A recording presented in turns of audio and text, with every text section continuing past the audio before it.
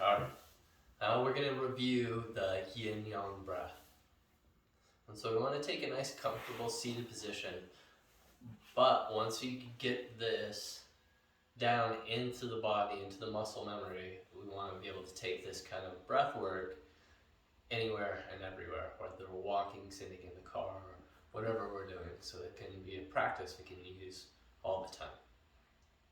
So that being said, in our seated position, as always, we want to lift up through the crown and keep the tip of the tongue on the roof of the mouth. And we're going to bring our hands into this nice mudra to help bring our attention down to the lower abdomen or the lower dantian, or our cauldron. So with this breath, we're going to be breathing in and out through the nose as much as possible. And it's a very easy breath, of course, where we inhale and then hold on full, exhale, hold on empty. And we'll just do a couple of breaths with that, and I'm going to talk you from that starting place back into creating that ever unfolding open body. So when we start, we're just going to sink into our breath, bring our awareness within, and as we inhale, we want to feel the lungs expand from the bottom all the way to the top. And we'll hold, and then exhale from the top all the way down to the bottom of the lungs, holding on empty. And of course, with the holds, we want to just hold as long as we feel comfortable. This is my assistant. I'm going to take a nice, another deep, full breath. Filling the lungs, fill up. Hold on full. Let me exhale. All the way. Getting to that empty spot in the lungs. Holding on to empty. Of course, once we have a feel for the pattern and the rhythm of the breath, then the next step is to starting to bring the awareness to feeling the edge of the container. So the vessel that we are, we're trying to feel that edge when we have the breath all the way full and we're holding on it, what it is that's containing that breath, and getting a strong sense of that, and feeling that boundary of the breath. And then we release it, exhaling fully, getting back to the empty, holding on empty, and feeling that boundary of the emptiness. What's holding the emptiness now? Really cultivating that strong sense of it. Inhaling again, holding on full, filling the full lungs.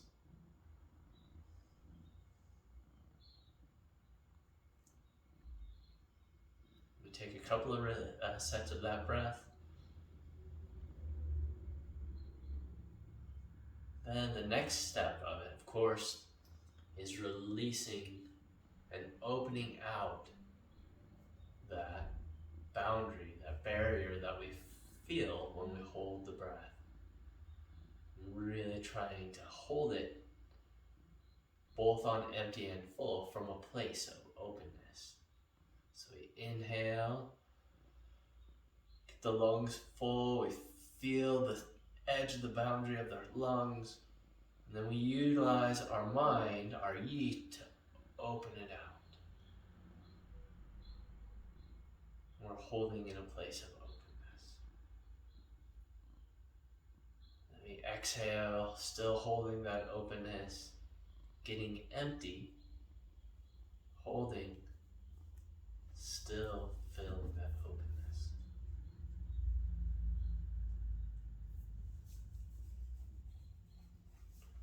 So we want to work, continue cultivating the yin-yang breath to bring balance. Of course. And we go through and we hold on full, and then the other side holding on empty. It starts to also stir things up in the body.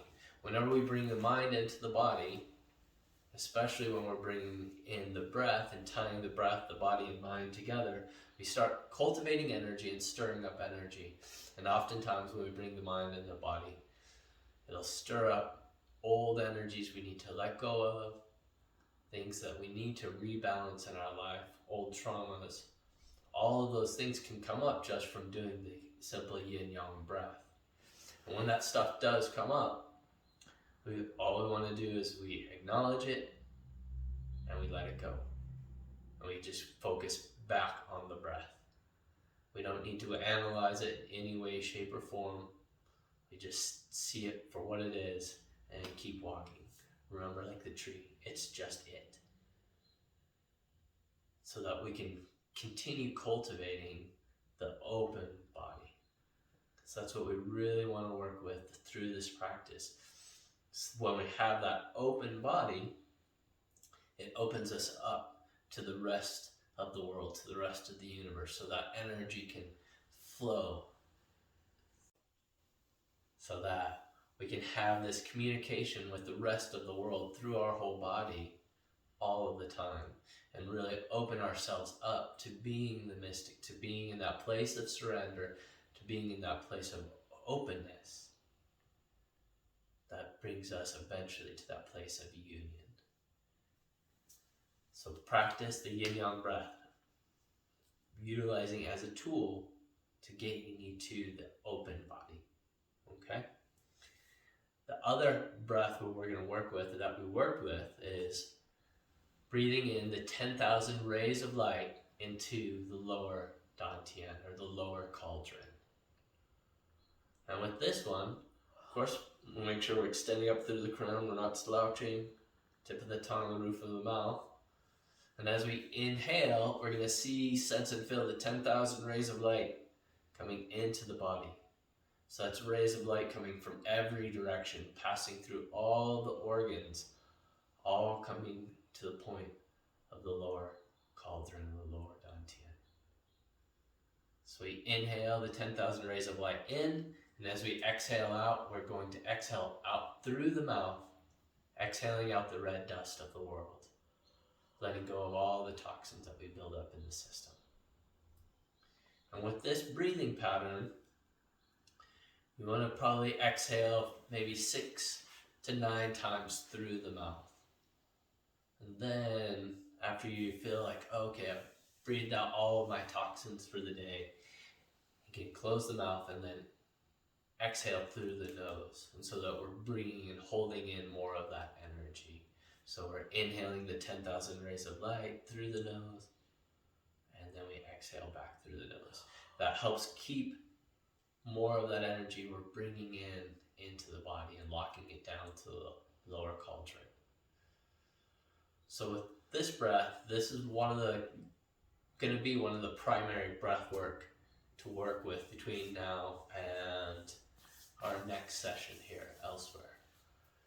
We want to really work on building up that lower cauldron, and this becomes the process that we use to really revitalize the body, balance out the emotions, and then start supporting and expanding the spirit, and then letting the spirit flower and to open up.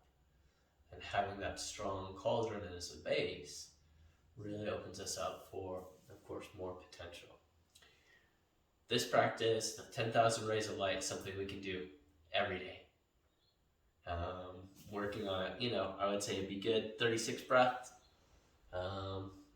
However long that works out in time, I don't know, maybe 10 to 15 minutes.